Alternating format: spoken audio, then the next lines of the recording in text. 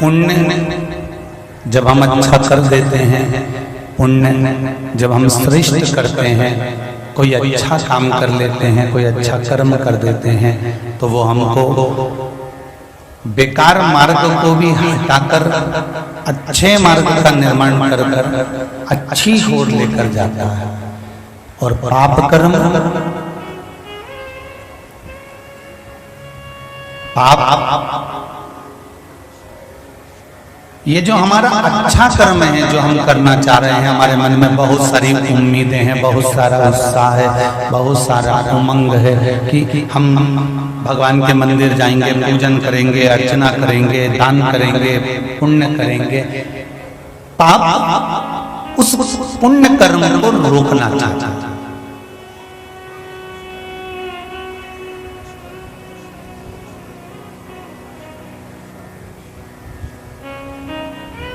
पुण्य थोड़ा सा शिथिल हो सकता है,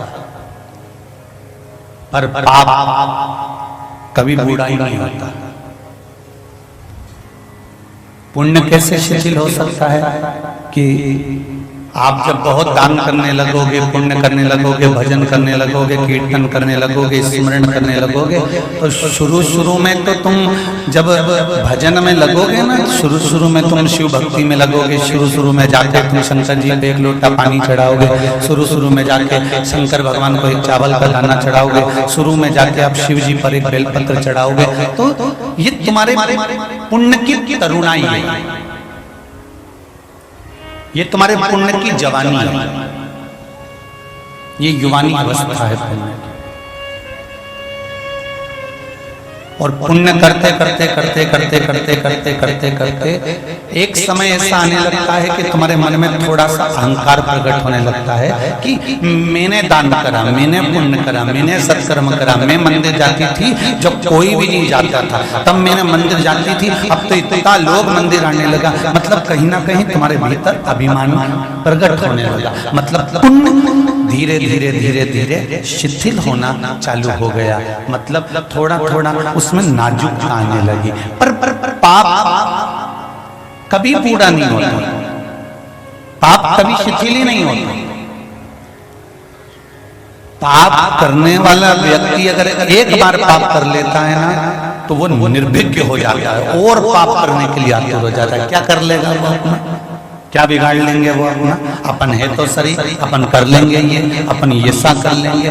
पाप में तरुणाई है, पाप में युवानी है, पाप कभी बुरा नहीं होता।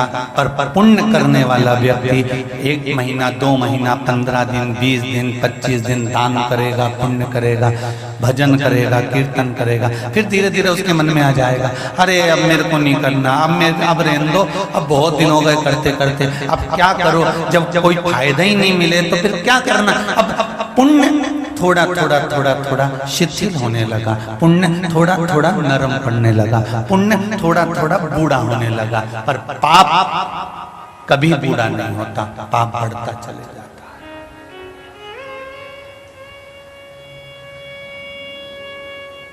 है। एक पाप करने के बाद आप दूसरे पाप के लिए तैयार हो जाते हैं।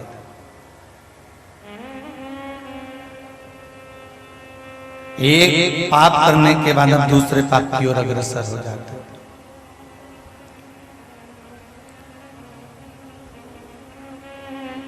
परशु महापुराण की कथा कहती है, मत बुरे कर्म कर बंदे वरना पछताएगा, भगवान की आंखों से तू बच नहीं पाएगा, तू बच नहीं पाएगा। अरे ओ अज्ञानी मत करना दानी, तेरे कर्म का फल भी तू ही पाएगा, जैसा किया तूने तेरे आगे आएगा, जैसा किया तूने तेरे आगे आएगा। मत बुरे कर्म कर बंदे, मत बुरे कर्म कर बंदे, वरना पछताएगा। भगवान की आंखों से तू बच नहीं पाएगा, तू बच नहीं पाएगा। बड़ा आप पाप कर्म में जब लिप्त होते चले जाते हैं तब वो पाप आपको और बढ़ाते चले जाता है।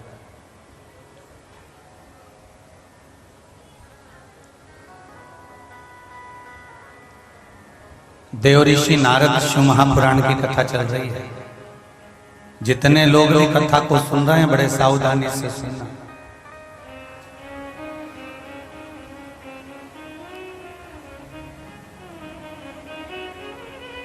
पाप कभी बूढ़ा नहीं होगा, इसलिए मेरी बहनें, जीजियों और मेरे भाई एक बात का स्मरण जरूर रखना। एक पाप अगर थोड़ा सा हो जाए तो थोड़ा रुक जाना कि अब दूसरा पाप करूंगा तो थोड़ा रुक कर करूंगा। पुण्य करते समय ना हाथ रोको, ना मन रोको, ना ये भजन की जिह्वा रोको, ना श्रवण के कर्ण रोको। पर पाप अगर हो रहा है तो एक करने के बाद थोड़ा रुक जाओ कि अब मैं बाद में करूंगा। हो सकता है जब हम पाप को दूसरे दिन पर टाल देंगे तो हो सकता है मेरा देवाधिदेव महादेव आकर उसको पूरा ही टाल दे। पाप जवान रहता है इसलिए उत्साह उमंग बहुत रहता है।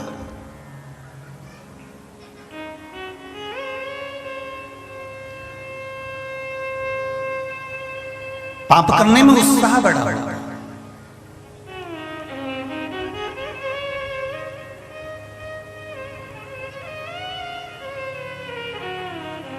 पाप बूढ़ा नहीं होता इसलिए गलत काम जल्दी करा देता है।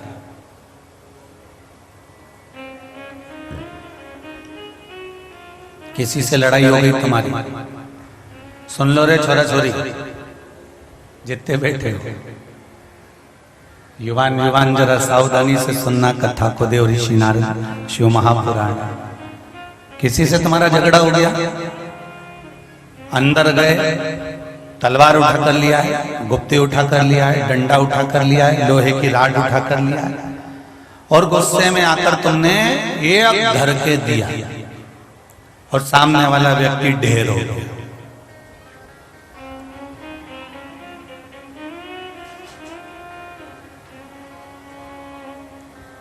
कितनी देर लगी? अंदर गए, तलवार लाए, गुप्ती लाए, पत्थर लाए, चाहे बंदूक लाए, एक दो क्षण की देरी हुई। अंदर जाके 2 मिनट में तुमने सब कुछ कर दिया। पर वो 2 मिनट में पाप इतना जवान हो गया था, पाप इतना युवान हो गया था कि वो मचल रहा था। इसलिए उस पाप ने तुम्हारे हाथ से पाप करवा दिया। 2 मिनट का पाप तुम्हारे हाथ से हो गया। अब वो पाप की सजा कितनी भोगना है वो देख लीजिए कि 2 मिनट का पाप करा, किसी को तलवार मार दी, किसी का सिर फोड़ दिया, किसी के ऊपर तुमने लात मार दी। अब वो भोगना कितना है? सामने वाले व्यक्ति ने रिपोर्ट कर दी, थाने में बात पहुंच गई, थाने में फाइल पहुंच गई, तुम्हें पकड़ कर ले गए, ले जाने के बाद बंद कर दिया। सालों तक वो फाइल चलती रही, चलती रही, चलती रही, चलती रही। तब जाकर 2-3 साल 4 साल में निर्णय आया। निर्णय आने के बाद में फिर वापिस बंद कर दिया गया। तो पाप कितनी देर का हुआ था? थोड़ी सी देर का। भुगतना कितना पड़ा? 4 साल, 6 साल, 8 साल, 10 साल।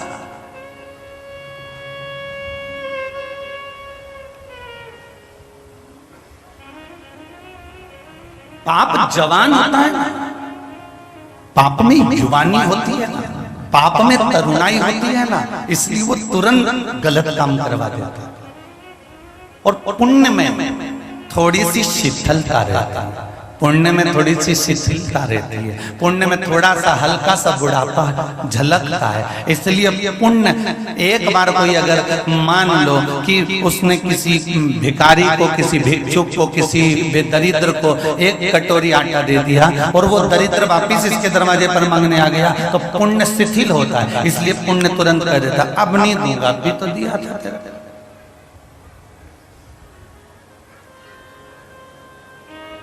अब इस जगह पर पाप होता तो क्या करता?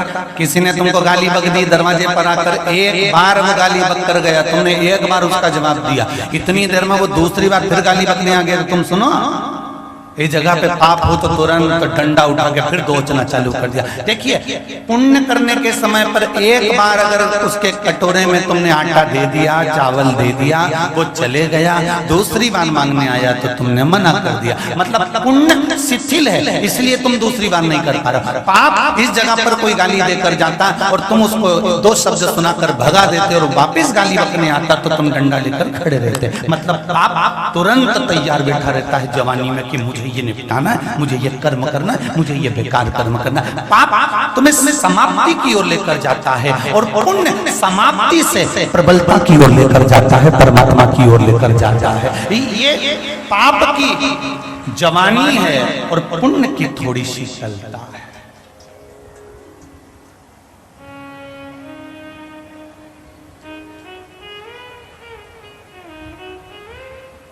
शर्ट कितने लोग पहने हैं? शर्ट कुर्ता कितने लोग पहने? जरा हाथ उठा। कुर्ता शर्ट कितने लोग पहने? आप लोग पहने? कुर्ता शर्ट में जो जेब लगी है वो सीधे हाथ पे लगी कि उल्टे हाथ पे लगी? लेफ्ट में। दिल कहां होता है? अरे बोलो तो जम के। लेफ्ट में। तो दर्जी को कैसे मालूम पड़ा कि जेब उल्टे हाथ पे ही लगाना है, लेफ्ट में ही लगाना है? क्योंकि दर्जी भी समझदार होता है, उसको मालूम है ये अगर मंदिर गया तो तुलसी का दल लेकर आएगा तो जेब में रख लेगा, ये बाजार गया गीता जी लेकर आएगा तो जेब में रख लेगा, ये सीहोर गया तो रुद्राक्ष लेकर आएगा तो जेब में रख लेगा, दिल के पास रखेगा तो मेरे नजदीक में रहेगा।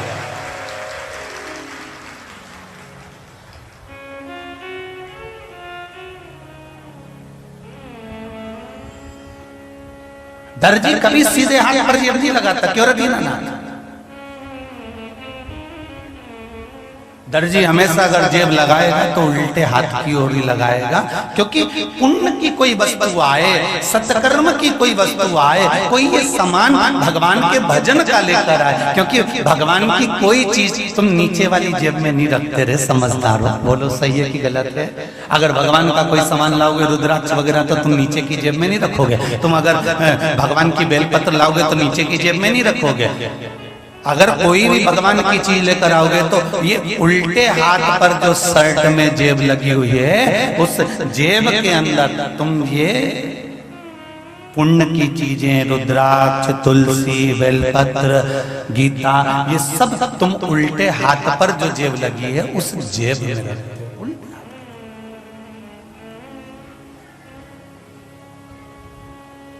भगवान क्या कर रहे हैं इसके बहाने? दर्जी ने उल्टे हाथ पर जेब इसलिए लगाई कि जो भी पुण्य की चीज हो वो तुम्हारे हृदय के पास होना चाहिए। भगवान कहते हैं बेटे में और शिव में, पुत्र में, शंकर में, घर के लोगों में और देवाधिदेव महादेव में सबसे बड़ा अंतर क्या है? शिव में और पुत्र में अंतर क्या है? पुत्र, बेटा, बेटी तुम्हारे साथ जब तक तुम्हारा शरीर चल रहा है, जब तक तुम्हारा ये शरीर काम कर रहा है, कमा रहा है, तब तक तो सब काका जी ने, बुआ जी ने, फूफा जी ने, मामा जी ने, पिताजी ने, माता जी सब करेंगे। जिस दिन तुम्हारा शरीर शिथिल हो गया, बूढ़ा हो गया, शरीर से कोई काम नहीं बन रहा, शरीर बेकार होते होते होते होते होते होते अंतिम क्षण पर पहुंच गया। अंतिम क्षण पर कोई तुम्हारा साथ देने वाला नहीं होगा। जितने रिश्तेदार, नातेदार, कुटुंब, परिवार वाले जो भी होंगे, पुत्र में और शिव में एक अंतर है। पुत्र तुम्हारे सुख तक साथ देगा, तुम्हारे शरीर के सुख तक साथ देगा और फिर साथ देना अंतिम क्षण तक छोड़ देगा। पर एक बार अगर साथ तुमने मेरे देवाधिदेव महादेव का पकड़ लिया तो ये अंतिम क्षण तक साथ देगा, वो छूटेगा, वो छूटना नहीं। हृदय लगा। दर्जी को भी मालूम है कि उल्टी हाथ पर जेब लगाना,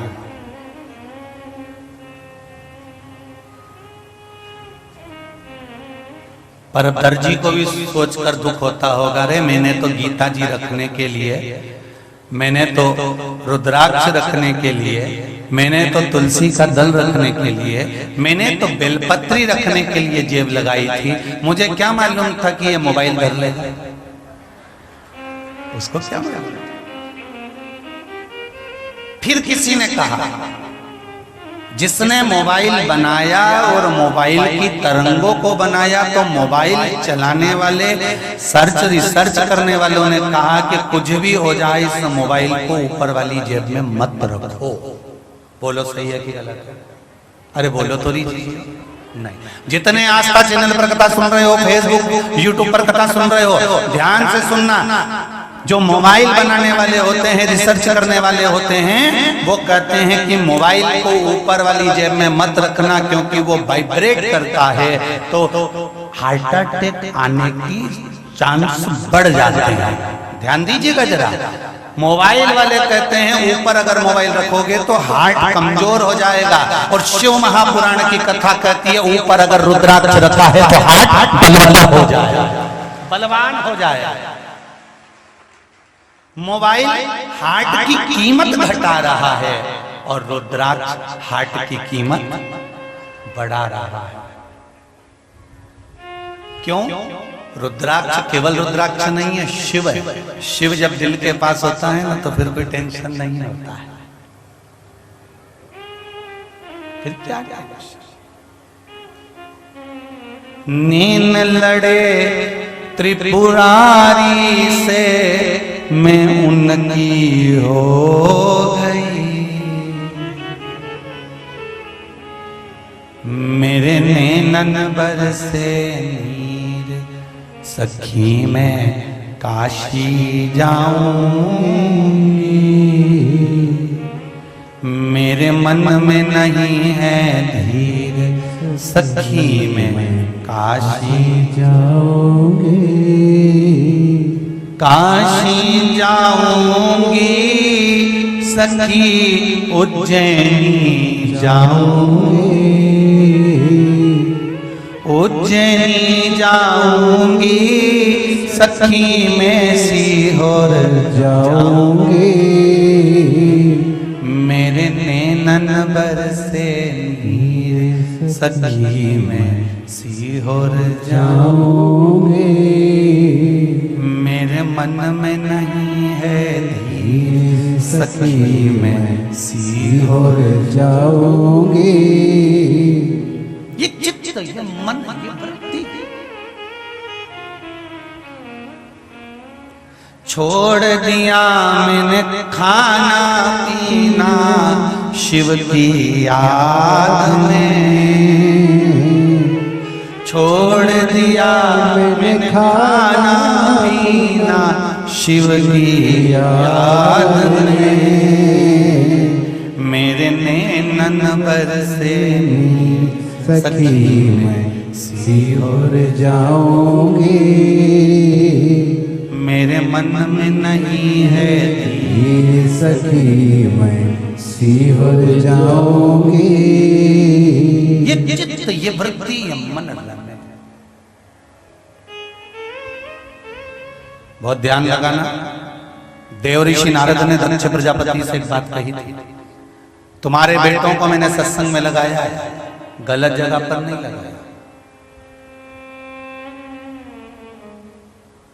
इतने सारे लोग बैठे हैं, गाय के लिए लोग घर बनाते हैं, गौशाला। बोलो रे, सही है कि गलत है? अरे जम के तो बोलो, ठीक है। तुम्हारे घर में चिड़िया हो तो चिड़िया के लिए भी लोग घर बनाते हैं, बोलो सही है। मिट्ठू हो, तोता हो तो उसके लिए भी घर बनाते हैं। तुम्हारे यहाँ पर अगर घोड़ा हो तो उसके लिए भी अस्तबल बनाते हैं, बोलो सही है कि गलत है? तुम्हारे यहाँ अगर मुर्गा मुर्गी हो तो लोग उसके लिए भी घर बनाते हैं। पर तुमने कभी सुना कि लोग गधे के लिए घर बनाते हैं? अरे बोलो तो जम के, नहीं।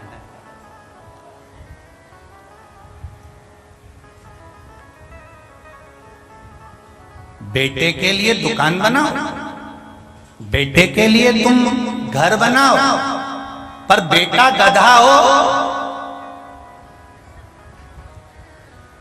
अरे बोलो तो जम के, फिर क्या बनाओ?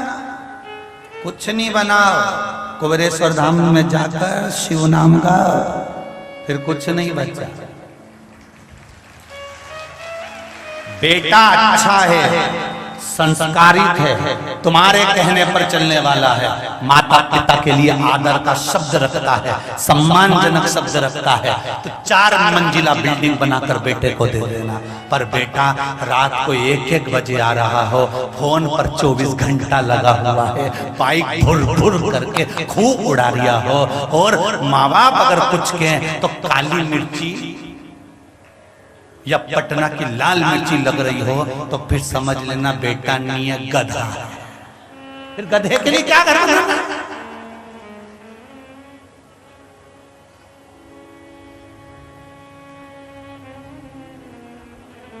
मदिरा का नशा करके आता है, रोड पे पड़ा है, उठा के लाना पड़ रहा है, वेश्यावृत्ति में डूबा हुआ है, जुए में डूबा हुआ है, गलत काम करता है, गलत दोस्तों के साथ बैठकर दिन भर ताश खेलता है। अब ऐसे गधे के लिए तुम घर बना रहे हो तो फिर तुम भी गधे से कम हो? तुम भी गधे से कम हो क्या? घर बनाओ बेटे के लिए जो तुम्हारे संस्कारवान हो, तुम्हारे लिए तत्पर हो। मम्मी ने कह दिया, माँ ने कह दिया, बेटा 8 बज रही है, उठ जाओ। माँ रात को लेट हो गया था, बेटा थोड़ा जल्दी आया था। जी माँ, कल से गलती हो गई, अब नहीं आऊंगा, क्योंकि मैंने सियोर वाले महाराज की कथा सुन ली है, जो रात को लेट आए वो गधा होता है, अब नहीं आऊंगा।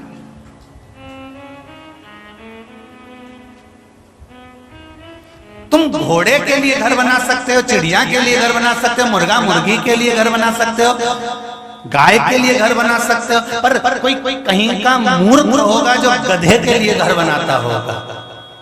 समझदार बनना है बेटा, संस्कार। इसीलिए शिव महापुराण की कथा कहती है, पूत सपूत तो की धन संचय, और पूत कपूत तो की धन संचय। बेटा सपूत होगा, तुमने जो दिया है उसको 4 चांद लगा लेगा, और बेटा अगर कपूत है तो ढेर प्रॉपर्टी छोड़कर जाना, सब नाश मिला सब। एक बार शेयर मार्केट पे बैठेगा, दोस्तों के कहने पर सारा डब्बा गोल करके आ जाएगा, घर में आके मुसद्दी लाल जैसा बैठा।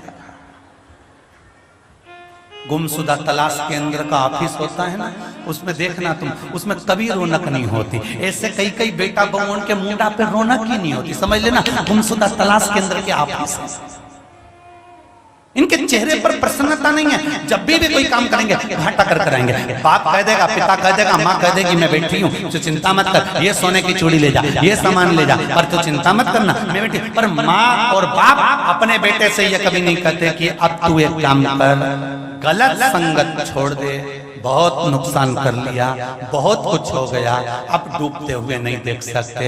एक काम कर, तू मंदिर जाना प्रारंभ कर, शंकर को 1 लोटा जल चढ़ाना प्रारंभ कर, वो तेरा हाथ जरूर पकड़ेंगे। ये निश्चित है, थोड़ा समय लग सकता है, पर महादेव दूर नहीं हो सकता।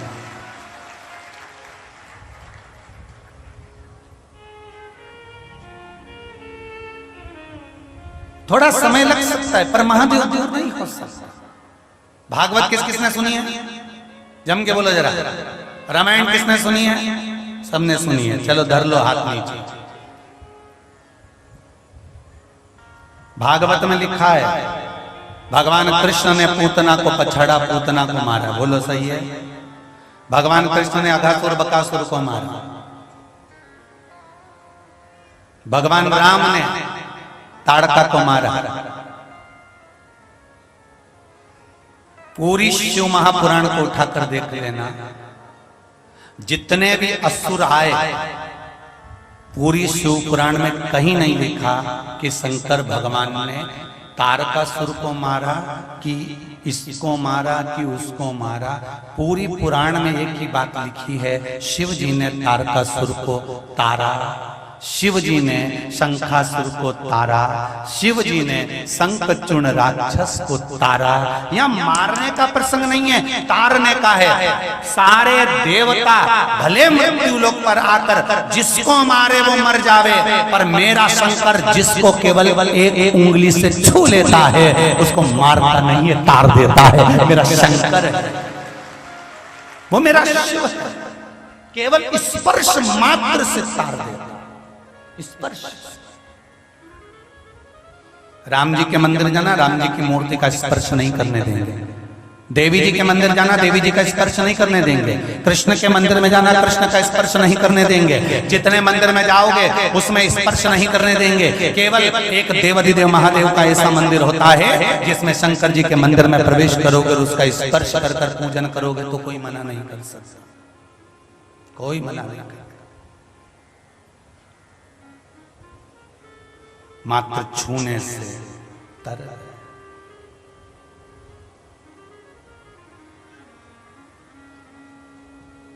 केवल स्पर्श।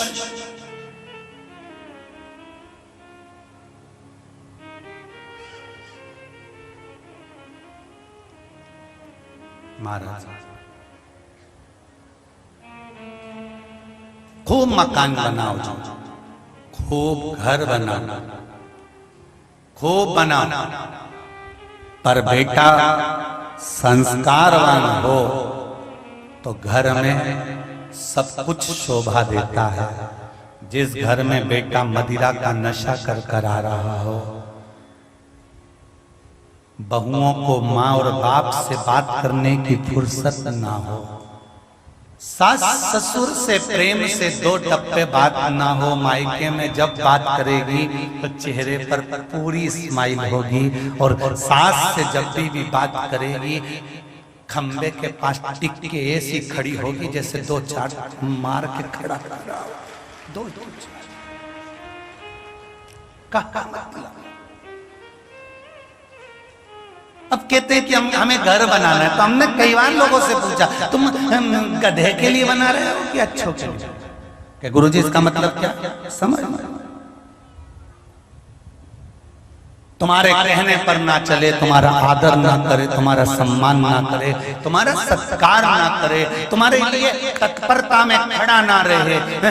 पिताजी कह रहे हैं, माँ कह रही है बेटा मुझको कुबेरेश्वर धाम ले चल, बेटा मुझे थोड़ी देर कुबेरेश्वर धाम जाना है। अरे मम्मी वहां जाकर क्या करोगे, क्या रखा है वहां पर, अभी भगवान तो बैठे ही नहीं है, जाकर क्या करेगी? तो माँ कह रही है, बाप कह रहा है, पिता कह रहा है मुझे उज्जैनी जाना है, मुझे काशी जाना है, मुझे दर्शन करा दे। जीवन का क्या ठिकाना है? और बेटा कहे अभी समय नहीं है, फुर्सत नहीं है, थोड़ा समय मिलने दो। जैसे ही समय मिला अपनी पत्नी को लिया, छोरा छोरी को लिया और ऊटी निकल गया।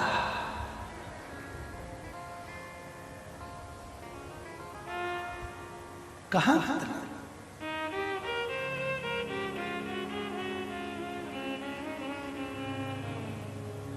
भोलेनाथ दया करना, मैं तेरे भरोसे मेरे बाबा दया करना, मैं तेरे भरोसे कथा कह रही है। औलाद में और महादेव में एक अंतर है, औलाद हो सकता है अंतिम समय में साथ छोड़ दे, पर अगर महादेव को एक लोटा पानी चढ़ा रहे हो, महादेव को अगर तुम एक चावल का दाना चढ़ा रहे हो, महादेव की आराधना अगर आप प्रतिदिन कर रहे हो, तो ये निश्चित है पुत्र औलाद साथ छोड़ देगी, पर मेरा महादेव अंतिम क्षण तक साथ नहीं छोड़ेगा। रहे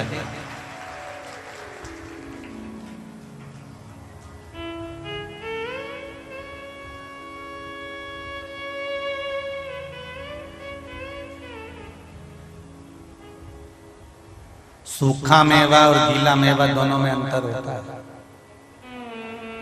गीला मेवा सस्ता होता है, सूखा मेवा थोड़ा भाव में तेज होता है। इसीलिए शिव महापुराण की कथा कहती है, अहंकार अगर ज्यादा आ जाए तो ज्यादा भाव मत खाना, नहीं तो बड़ा और पाव खाना पड़ सकता है। इसका ध्यान रखना। अभिमान अगर ज्यादा आ जाए तो हमें भाव नहीं खाना कि नहीं मैं तो यही करूं, मैं तो डनलप का गद्दा ही चाहिए और मैं तो होटल का ही आनंद लूं, मैं तो ऐसा नहीं। भाव नहीं खाएं, भाव खाएंगे तो एक दिन बड़ा और अरे जम के तो बोलो बड़ा और पाव खाना पड़ सकता। भाव नहीं खाना, उससे कहो बाबा मेरे घर का कोई बुजुर्ग नहीं है। कभी कभी आप शिव जी से कहा तो करो कि मेरे घर का कोई बुजुर्ग नहीं है, मेरे घर का कोई बड़ा नहीं है। मैं अपने दादाजी को जानता हूँ, पर दादाजी को जानता हूँ, पर दादाजी से वे आगे के दादा को नहीं जानता। मतलब मेरे घर का कौन बुजुर्ग है मुझे नहीं मालूम, पर मेरे घर का बुजुर्ग अब मैं आपको बनाना चाहता हूँ। आप मेरे घर के बड़े बन जाओ, आप मेरे घर के बुजुर्ग बन जाओ। आप अगर मेरे घर को संभाल लोगे तो ये मुझे विश्वास है कि घर का जो बूढ़ा व्यक्ति होता है, घर का जो बुजुर्ग होता है, घर का जो बड़ा होता है, वो कभी किसी घर के व्यक्ति को बर्बाद होते नहीं देख सकता। अगर देव आदिदेव महादेव तुम्हारे घर के बड़े बन जाएंगे तो ये विश्वास रखना वो तुम्हें बर्बाद होता हुआ नहीं देख सकते। तुम्हारा उत्थान तुम्हें अग्रणी कर देंगे।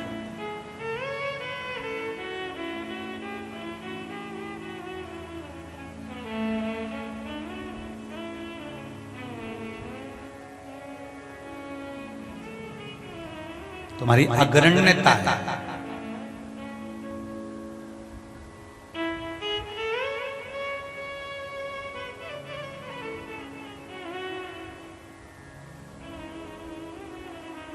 शिव भक्ति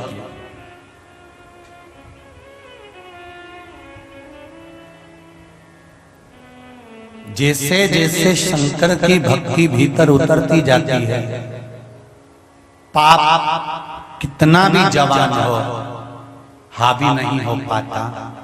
पुण्य शिथिल है तो भी ये जीवन निकल जाता है और जीवन में आनंद की अनुभूति होती रहती है। पाप नहीं बढ़ेगा। दिल के पास रुद्राक्ष रखिए,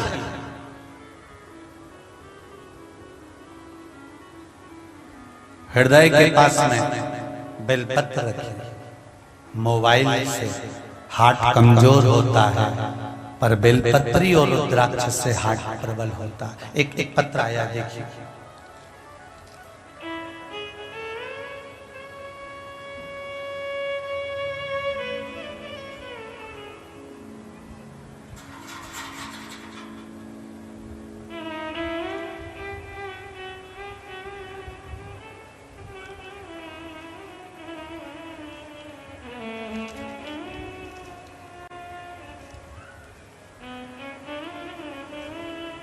बंटी जाट नागदा जंक्शन से हैं, कहीं बैठे हैं? आप ही हैं? दोनों हाथ हिला दो एक बार। हर हर महादेव।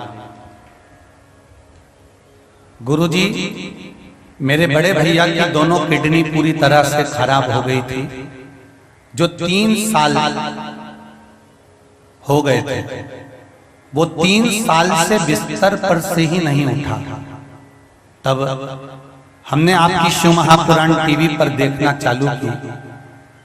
फिर मैं कुबेरेश्वर धाम आया और यहाँ से रुद्राक्ष लेकर गया।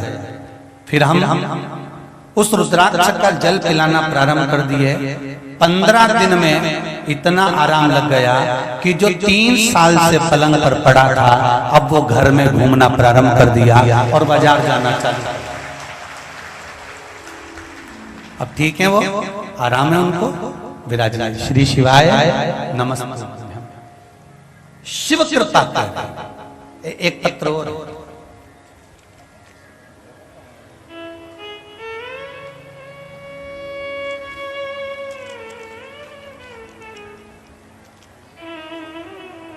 मैं शांति बंसीलाल जी जाधव, उज्जैन मध्य प्रदेश से हूँ। कहीं बैठी हैं? शांति बंसीलाल जी जाधव, उज्जैन से। कहीं बैठे हो तो हाथ हिलाइए। अच्छा, इधर हो क्या? ठीक है, झरोके में है हो। दोनों हाथ हिला दो एक बार। हर हर महादेव। महाकाल के दरबार के पास रहने वाली हूँ। मैं कभी भी भगवान पर विश्वास नहीं रखती थी, पर मैंने अपने पास की रहने वाली अपनी पड़ोसन के घर आपकी कथा को आपके मुखारविंद से सुना टीवी पर। गुरुजी, मैंने आपका पशुपति व्रत के बारे में सुना कि यह व्रत करने से आपकी सभी मनोकामना पूर्ण हो जाती है। मैंने अपना नया घर खरीदा था, पर मुझे उसकी ना तो रजिस्ट्री दे रहे थे ना उसकी चाबी दे रहे थे। मैंने टीवी के सामने ही भगवान से निवेदन करा, अगर मेरा काम हो गया तो मैं जरूर व्रत करूंगी। जब मैंने पशुपति व्रत की महिमा सुनी तो मैंने यह व्रत करने से मनोकामना पूर्ण होती है। तो मैंने यह विचार किया कि मैं तो महाकाल की नगरी में रहती हूँ, एक बार व्रत पर विश्वास करती हूँ सीहोर वाले महाराज के। और तो मैंने यह विचार किया, व्रत एक बार अपनी बहू से करवाना प्रारंभ करती हूँ। और बहू से व्रत करवाया। प्रभु की ऐसी कृपा हुई। महादेव की महिमा देखिए गुरुजी। पहले ही सोमवार को मेरी बहू शाम को पूजा कर कर आई, और उसी वक्त बहू जैसी पूजन कर कर आई, जिसके पास में रजिस्ट्री रखी थी उसने शाम को हिलाकर रजिस्ट्री लाकर दे दी और चाबी प्राप्त हो गई। बैठो माँ। हर हर महादेव। बैठ जाइए। हर हर महादेव। शिव कृपा इसको कहते हैं।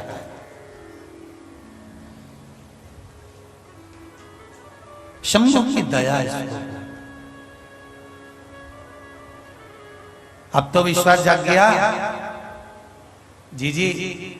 अब मत छोड़ना शिव का द्वार। उज्जैनी नरेश की नगरी में रह रहे हो, उसका द्वार ना छोड़िए महाराज।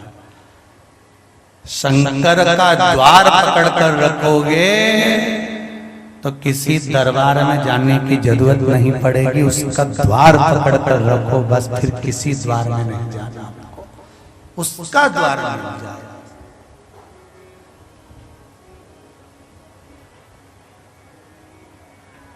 महाराज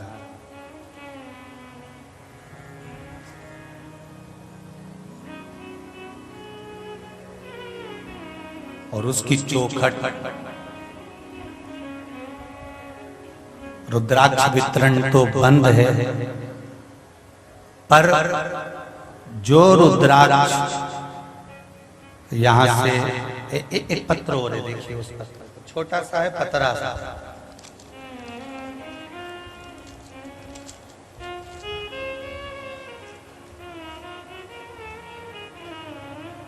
श्री शिवाय नमस्ते। पीछे पत्र लिखा है।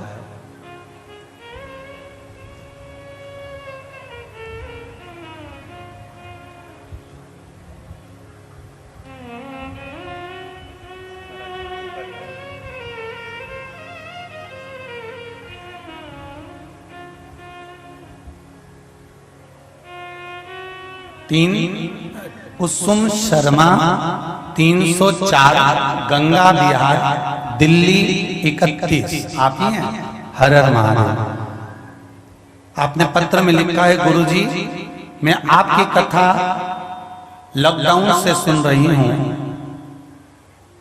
बाबा की कृपा से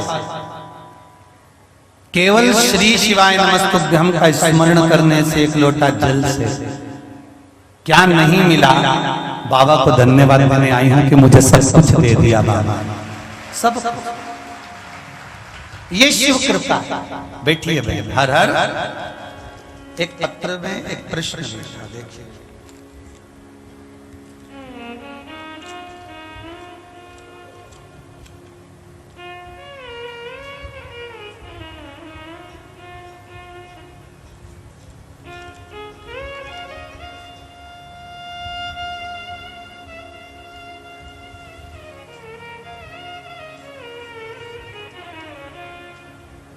पूजा साहू, सूरज साहू, देवास मध्य प्रदेश से हैं। कहीं बैठे हो तो हाथ हिलाइए। पूजा साहू देवास मध्य प्रदेश से। गुरुजी, पशुपति व्रत जब हम करते हैं उसके पहले जो रविवार होता है, हमने सुना है कि रविवार को किसी दूसरे के घर का भोजन नहीं करना चाहिए, नहीं तो पशुपति व्रत नहीं लगता। आप ही ने लिखा है। पहले तो उसको पकड़ ला जिसने खाने से मना करा।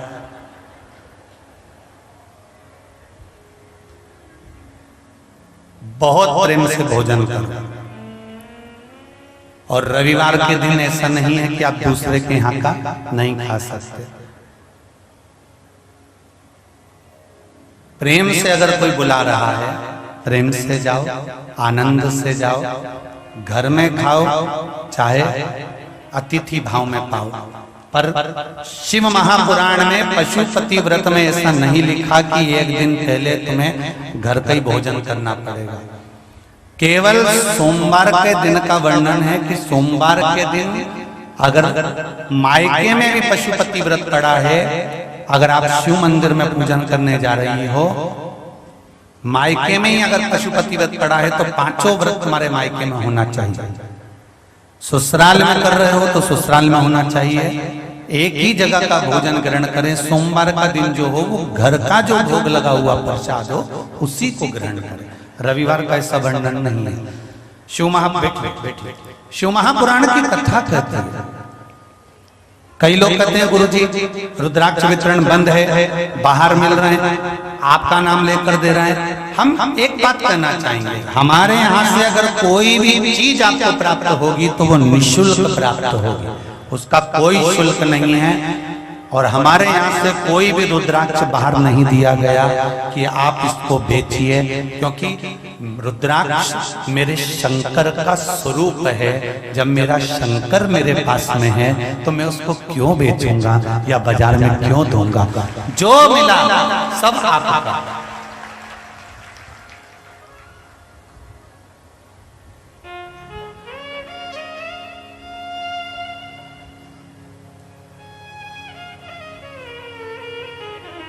सब शिव का, शंकर का। एक रुद्राक्ष का बल भले अभी बंद है, जब बाबा चाहेगा तब प्रारंभ होगा रुद्राक्ष वितरण, मना नहीं। पर उस रुद्राक्ष का बल कितना प्रबल है।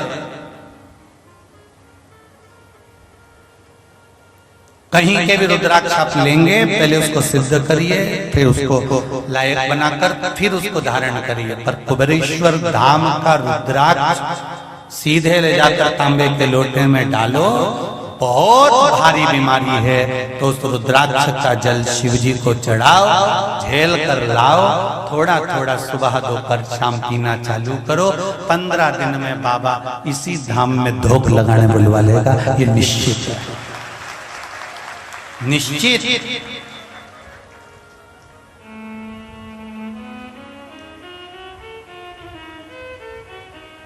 उसकी तेरे दरबार की बाबा निराली शान देखी है, तुझे देते नहीं देखा पर झोली भरी देखी है। शिव आराधना में लगे। कभी मौका मिल जाए, परिवार के लोग भले तुम 4 बार आ गए 6 बार आ गए और फिर कोई कह दे कि मुझे कुबेरेश्वर धाम जाना है, फिर दौड़ कर आ जाना। शंकर और कंकर की भूमि पर कहीं पर भी बैठ कर 108 बार श्री शिवाय नमस्तुभ्यं बोलना, विनती करना, चले जाना। बाबा कृपा कर फिर खींच कर उसकी करुणा है, उसकी दया।